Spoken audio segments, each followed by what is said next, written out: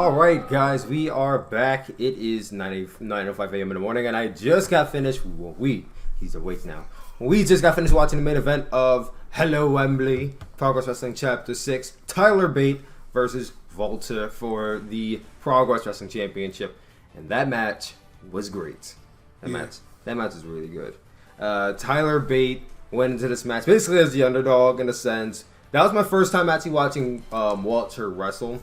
That guy he's like not one of those like big husky guys. He's one of those big, tall, like big, not like super fat, but like he got weight on him. Like he looked like he easily probably like a little over 300 pounds, probably like 320, 330. Like he was a big guy. And I'm not gonna say he was moving around like a cruiserweight, like doing flips and shit, but he was moving around pretty quickly for his size. He wasn't like doing like some great Kali walk or anything. But the one thing I always hear about in his match is that he chops the living shit out of people, and he did that in this match. He was slapping the hell, and like some points he was like using this like not his whole fist, but like more so his palm, and he was just digging in and just like going ham on Tyler Bate's chest. It was just crazy. Tyler Bate, he was impressive too. I mean, I already know how good he is, but he at one point he deadlift German suplexed this guy, and it was just fucking crazy. The crowd came alive and everything.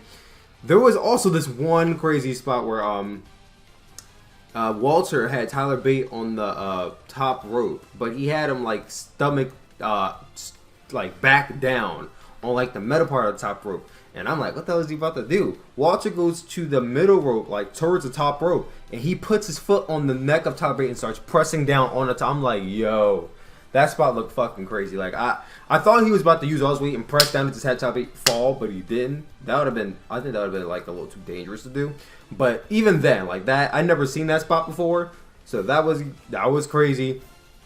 They didn't do like a whole lot of big spots, but they really didn't need to. I felt like the fact this match is hard hitting and Tyler Bate winning this match with all the power moves that he had, it just made it a great match. Like, what did you think? Right? Yeah, it was great. I mean, like Tyler Bate, great on my first time seeing Walter too, and like Walter, he don't move like the Big Show. I'm not putting like slashing WWE in here though, but he don't move like the regular big guys like that you see. He can move his weight in others like. That guy is amazing. He really is. That was a spectacle. Well, I would not say it's like a 5-star match or anything, but I would say that of the matches I've seen at Super Showdown, it was better than all of them at Super Showdown. Out of respect for like Undertaker and Triple H, out of respect for the legacy, I can't. Like they were good, but I feel like if you took out the chairs and tables, like. I'm sure that match probably would have been as good without the smoke and mirrors. And Shawn Michaels and Kane weren't there. Right. Yeah, like that match. Like take all those smoke and mirrors out of the match. The match would not have been good. So they didn't. I don't know. Wait, I'm saying Triple H did have like it was a good back and forth. It wouldn't have been nearly as good if those things weren't there. That's my point. But that's why they was. I know. I'm saying Tyler Bate and Walter didn't have those things, and that match was great. But if they didn't have it, I don't think that match would have been as good. Is my point. That's why I said it was better than the Undertaker Triple H match, and I thought it was slightly better than the Cruiserweight match. But that was my overall review. Darren fell asleep last night. I didn't fall asleep. I watched the whole thing. Yes, you did. You fell asleep during the... No, I fell asleep. I just crashing during the cold. I just took long blinks. That's it. Long ass blinks. Yeah. Like 10-minute blinks, like basically. That. Anyway, so what do you remember from last night? Like, what was your short little rundown last night? All right, do you got the match card on you? Because I can remember I had the whole match card. I remember the first match was Mark Haskins versus Matt Riddle. Oh yeah. At first, I watched Matt Riddle, so I already knew what to expect. But the other guy was like, I don't know. But Matt Riddle always put on great matches. So I'm like, alright, so I gave the benefit of the doubt. I'm like going in with an open head. And Matt Riddle showed off. Like, as he always do. But, man, do I love watching this guy. And to see him, like, he going to be in NXT now. So, to see him in, like, a big company. But I don't know if they're going to block some of his moves. You know how WWE do. Like, They might turn into I mean, poop. Hope they don't turn into poop. They're probably gonna have limitations on it, but I'm sure he's gonna be able to do all this big stuff for Takeover like they usually do. Yeah, but I feel like they really just limit the stuff on NXT television. Then they're like, all right, you can do your shit on Takeover. Yeah, but I don't know, cause he always wears sandals and no shoes. So I don't. I feel like they probably gonna they're gonna try to persuade him to wear shoes. Yeah, Which will be weird. I don't know. We'll see when he makes his debut. Yeah, it's gonna be soon because NXT like take Indies guys and debut them and then never see them again. All right. So what about the triple threat between Millie, Mackenzie, Toni Storm, and Jenny? Wait, who did say the names again? Millie, Mackenzie, Toni Storm, and Jenny. It was the women's triple threat. Oh yeah, the women's triple. Yeah, yo, that's the best women's match I've seen in a while. Wow.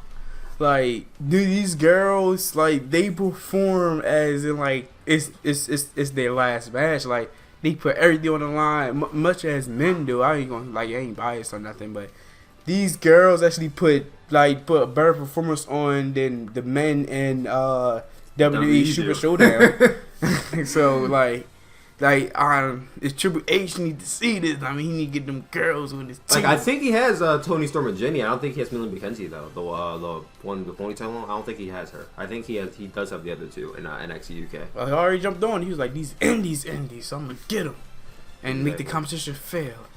Like I said, I thought that of the whole match, I think Millie Mackenzie impressed me most, but most because I haven't seen her before.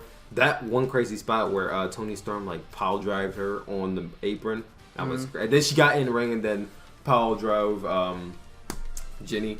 Yeah, these women's great. I was saying yesterday how funny it was that I was explaining to you how that girl Laura Di Matteo used to be Jenny's assistant, and as I was explaining it to you, she came out and aligned with Jenny. I'm like, as I was explaining this to you, the opposite happened. Yeah. I'm like, are you fucking kidding?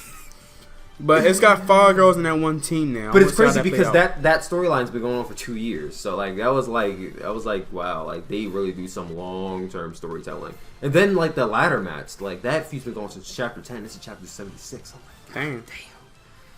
But yeah, that was that. Doug Williams versus Trent 7 for the Progress Atlas Championship. And the retirement of Doug Williams. Now I haven't watched a lot of Doug Williams, so I was like, oh, he a little older, but this guy can move. Like, this guy is like, it don't seem like he old. If he would have like if he had dyed his hair, you know what I mean, put a little makeup on, like he would have been like, oh, you should like 30 something. And the way he moves, like his body is like not the age that his mind think he is. So I don't know, this guy should have retired. I'm mad he had a retirement match. I'm mad he lost his retirement match, so now he do gotta retire. But I'm just like, yeah, especially that crazy spot where he did the O'Connor German suplex, where he like rolled, the chaos control that Chad Gable does. He did that, and now it was a bit slower than Chad Gable. I wasn't expecting him to do as fast as Chad does because Chad's way younger, but he still did it like at least twice on Trent 7. And credit to Trent 7 too. That man's really good. Yeah, he's really funny too. Like he has the comic relief. Like I said earlier, like it's the comic relief that always like kind of makes you not want to take him seriously, but the fact that he's good, like you kind of have to. Yeah. But I was like, man, Doug Williams, I wish I would see more of him. I'm not gonna always go back and watch his matches, but it's not the same. Like I want to see him live. You know, these wrestlers who retire never say retired, so except for Shawn Michaels, I give respect to that man. Exactly, but I think he's gonna return for Crown Jewel, sadly. Going to ruin a perfectly good retirement, but anyway. I don't know. Perfect. He been retired for like 10 years. That was a perfect retirement. He been retired for 10 years. Send off, but we're not here to talk about that. All right. So the next match is Jimmy Havoc versus Paul Robinson. Oh yeah, now this match I seen a stream match. Like I used to watch Dean Ambrose matches when he wasn't in WWE. See how I streamed it. Yeah. See how streamed that was. Compared to this match, it was like, this what Dean Ambrose used to get into. Like these matches, extreme matches, especially on Progress, it's like they over the top and they real. Like you don't get that fake chair shots. You don't get that fake stuff you do in WWE. You get everything you want. And as they say, Progress Wrestling is for adults. So I get the meaning of that when I watch this show. Like if you a kid watching this, don't let your kid watch this. This is too brutal. Wrestling for too brutal. Every hit is real. Every drop of blood is real. Ain't no faking in this. There wasn't like blood pouring from their heads. There was quite a bit of blood in this match. Jimmy Havoc is one crazy motherfucker. He wants I used to hear a lot and about Jimmy Havoc and like, oh, this guy's mad. Like, I'm like, well, Dean Ambrose is too, but whatever. So the match happens and I'm like, this dude. I said it earlier. Like, this dude was literally. Even at points where it seemed like Paul Robinson had control, it seemed like Jimmy Havoc knew what he was doing the whole time. Right. Like, he just knew what he was about to do, how to react to it. Like, there were some points where, like, he was throwing stuff at him and he was just, like, no-selling. I'm like, he must have been in these matches like, why? It was one spot where he threw a metal, like, frame at Havoc. It bounced it hit Havoc in his head, bounced all the way in the air, then hit the other guy back in his head.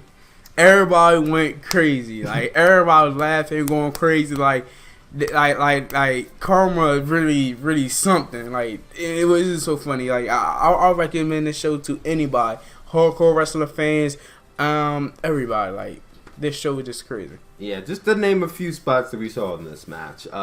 There was a stapler used. Stapled his balls. Jimmy Havoc stapled Paul Robinson's balls. And then Paul Robinson actually took the stapler and stapled a shirt onto Jimmy Havoc. And Jimmy Havoc, he just ripped that shit off. Like, shit off. I'm like, damn. Don't try to advertise me with this bullshit. Like, he didn't even, like, really sell it. He just ripped the shirt off and just threw it. I'm like, well, damn. What else was used? There was a tags. There was a blood red steel chair in this match that I've never seen a blood red steel chair before. Yeah, no, I've actually never seen these. He was throwing. Throwing that shit. Havoc was throwing at him. You see, it hit his head. He was smacking with it. An iron board came into play. A door came into play. Stuff you would never like really see. Oh yeah, and LED lights came into play. Like if I tell you, gotta watch this match to believe how great this match is. I put this on like the top 5 extreme moves. Not even the top second extreme moves match like I watched that was like so brutal. It's like oh damn, this is like you gotta watch this. Yeah, like in the promo package for this match, we saw the highlights for Jimmy Havoc versus Will Ospreay. And we were just like, God damn! Like I never seen Will Ospreay in an ODQ match. I was skeptical, but the highlights for that match were crazy. Right, it was so we kind of had hopes going into this match, and we were not disappointed. Yeah, we wasn't. Like, the whole show was not disappointing. No. This was no WWE bullshit. But, yeah, like, just everything on this card melt. Like, it melt. I say melt. I mean, met our expectation. Why I kept saying melt for some reason. But except for the next match, because there were no expectations because of the concept of the match is just so different. And I'm talking about the Thunder Bastard match. Oh, the tag team gauntlet match. That was the best. I ain't insane. That's the best tag team gauntlet multiple tag team matches I've seen. Like, mind you had all these great tag team. And I'd say well, you know none of them. I only knew like 2 or 3. Hey, I don't care. It felt like I knew them after that match started. I felt like I've been a fan for like 3 years, cheering everyone on. So that way you can. I know what they look like. So in this match, we had the champions Selena and Bandido. Man, I've seen one Bandido match from All In. Selena and Bandido, they were some crazy ass luchadors. They were doing flips and shit you would not see on WWE television. Some of them might haven't even seen Lucha Underground. Yeah, like they need to get their hands off Selena and Bandido. Yeah, Lucha Underground. Everybody need to get their hands on these 2 tag teams because the fact that I think them versus the Young Bucks. No, them versus Pentagon and Phoenix would be insane. Yeah, both. I agree, both. Yeah, because both of them. Yo, like I would definitely see this match. I would definitely see any other matches, any matches that they throw at them. I think they would make a great performance at any match they make. They don't care who wins it. It's like they the type of guys that. If the other guys ain't doing their job, they would pull their weight. But in this case, there was no need in this show at all. Like, everybody was good. Everybody was excellent. Exactly. Everybody had this match had spots. a mix of everything. You had the high flyers and Flamita and Bandido. The powerhouses. Open. You had that big dude from Anti-Fun Police. You had the comic relief and Sexy Star, which was like basically a gay couple. Which was just... It's not basically. It is a gay couple. They are a gay couple. They weren't like making out, like roping each other. They they backed each other a few times in the ring. Yeah. Then there was that one spot where Famita got down on one knee and kissed his hand and slapped his ass. I was like,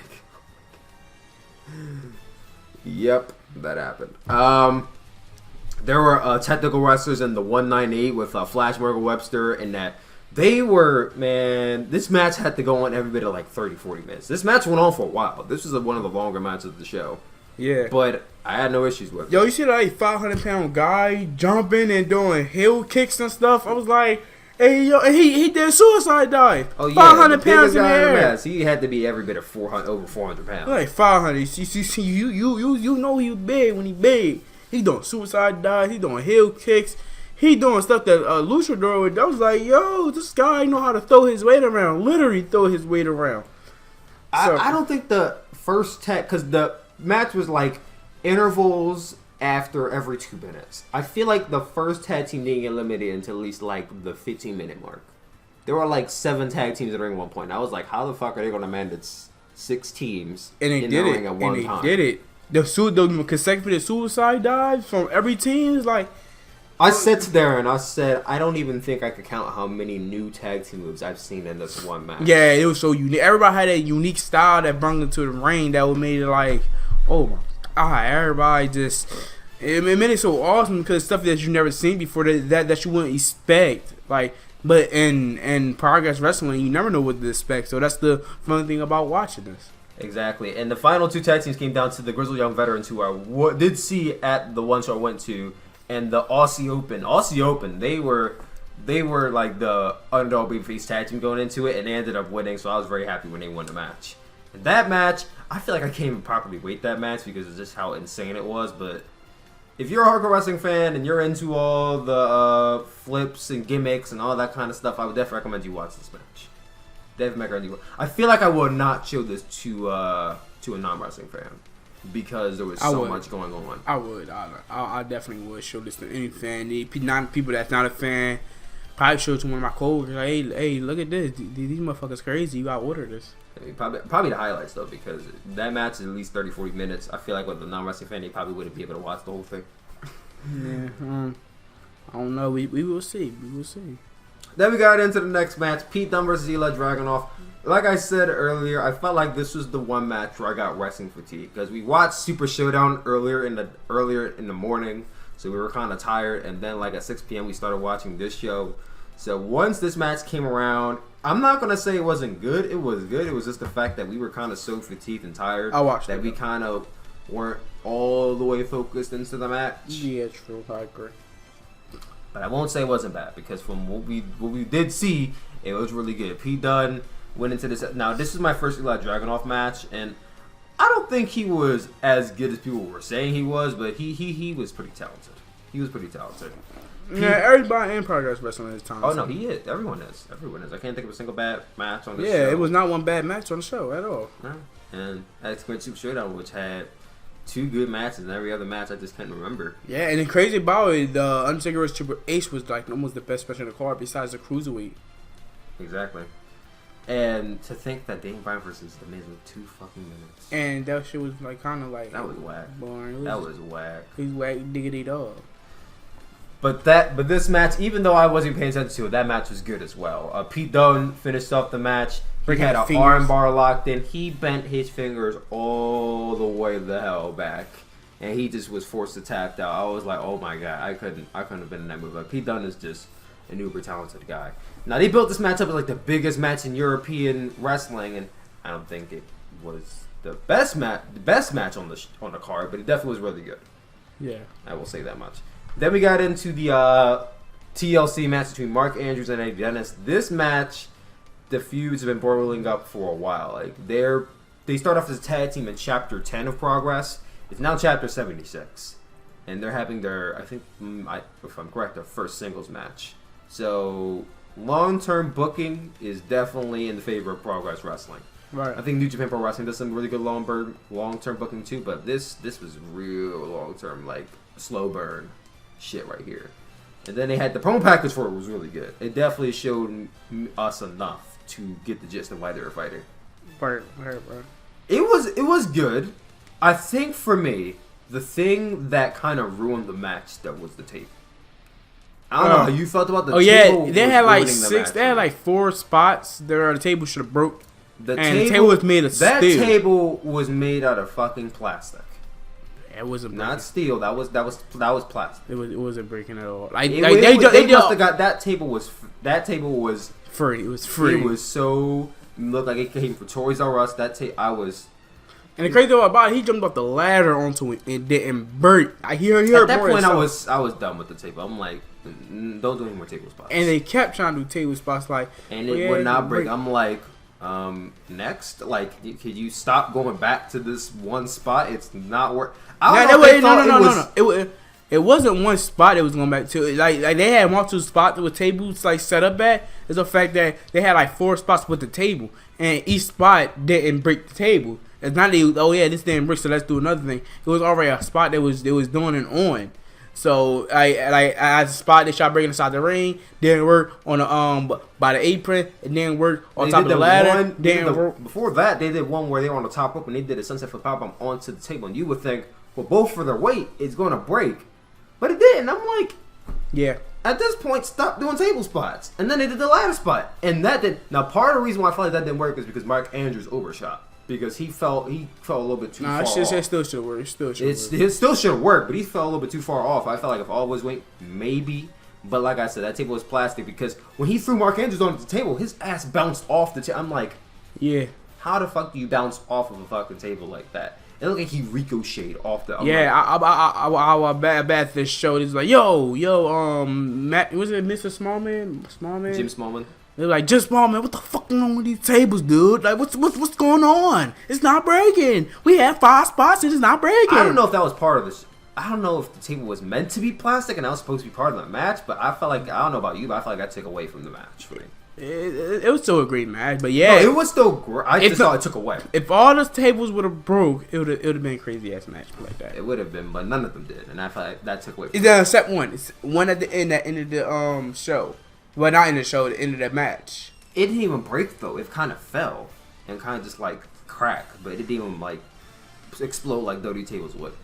And it's not even that the table was thick; it was just made of plastic. And I'm like, why the fuck would you buy a plastic table? I'm like, anyway.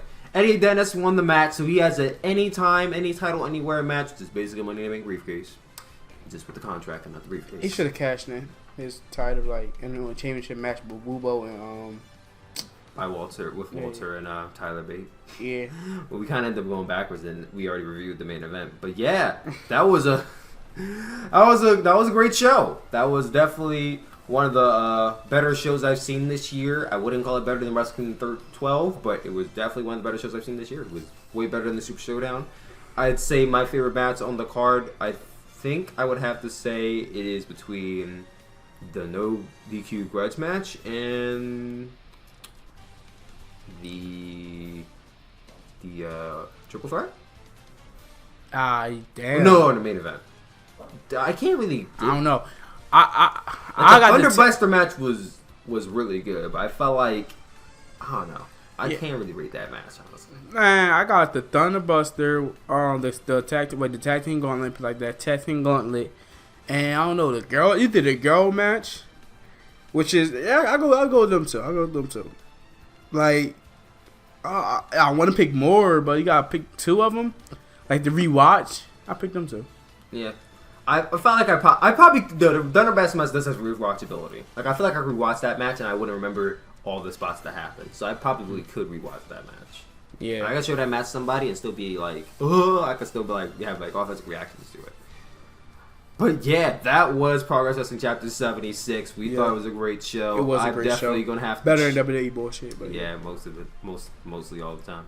Definitely gonna have to check out the Chapter 77 show on October 28th. Yeah, boy. Yeah. The only thing I feel like maybe Progress can work on this probably in the future, maybe next year, is that their shows take a week to go up. So you have to avoid spoilers for an entire week before you can actually watch the show, which I successfully did. I didn't know any of the spoilers going into this match. I did successfully avoid all the spoilers. But maybe, now if this is how he does the shows, and this is comfortable doing it, then that's fine. I have no issues with it. But maybe we can try to figure out how we can get this show to be live streamed so that we can watch it live. or hire some more editors that we get to show up even faster. But like I said, I have no issues with it. Me neither. That's how he does it. That's fine. I'm still gonna watch the show. Yeah. Jimmy This Small, show man. and the other show made me a fan, so I'm definitely gonna be checking out Progress Wrestling more on buying this channel. more stuff. And Some merch. I feel like this is gonna have to be compared to the King of Pro Wrestling show that New Japan's gonna be doing. Yeah. Their main event, they got Kenny Omega versus Kota Ibushi versus Cody and triple threat match. So that's gonna be interesting. Did Cody get a better wrestler like ever since he left? Did he get better? I feel like Cody is kind of hit or miss. I don't know. But yeah, that was a great show. We're gonna end it right here. Thank you all for listening in, and yeah, we will see you all later. Peace out.